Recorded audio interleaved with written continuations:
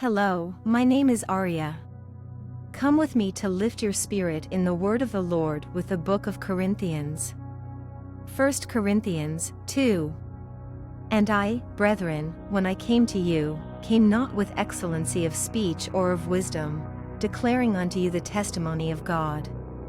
For I determined not to know anything among you, save Jesus Christ, and him crucified. And I was with you in weakness, and in fear, and in much trembling.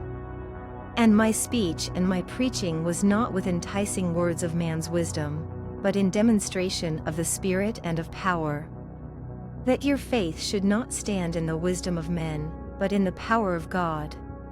Howbeit we speak wisdom among them that are perfect, yet not the wisdom of this world, nor of the princes of this world, that come to naught. But we speak the wisdom of God in a mystery, even the hidden wisdom, which God ordained before the world unto our glory, which none of the princes of this world knew, for had they known it, they would not have crucified the Lord of glory.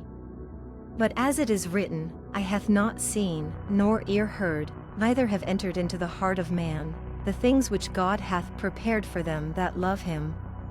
But God hath revealed them unto us by his Spirit, for the Spirit searcheth all things, yea, the deep things of God.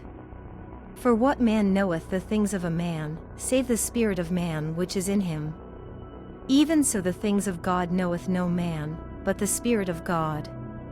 Now we have received, not the spirit of the world, but the Spirit which is of God, that we might know the things that are freely given to us of God.